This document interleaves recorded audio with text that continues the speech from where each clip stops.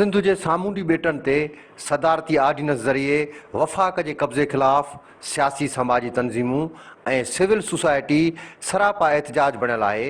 उन सिलसिले में पीपी शहीद भुट्टो कारकुननि एहतजाजी मुज़ाहिरो करे अहिड़े अमल ख़िलाफ़ नारेबाज़ी कई त वरी ॿिए पासे सिंध तरक़ी पसंद पार्टी जे कारकुननि प्रेस क्लब अॻियां एहतजाजनि अलामती बुख हड़ताल कई।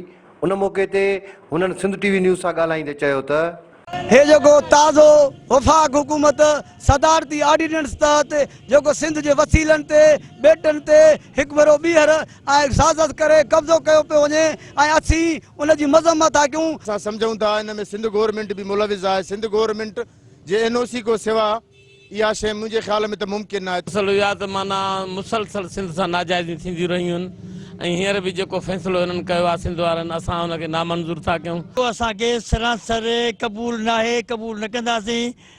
मुतालबो कयो त सदारती आर्डिनेंस ज़रिए सामूंडी बेटनि ते कब्ज़ो करण जूं साज़िशूं बंदि कयूं वञनि। कैमरामैन अली अकबर सां गॾु रहीम मंगी, सिंध टीवी न्यूज़ कंबर।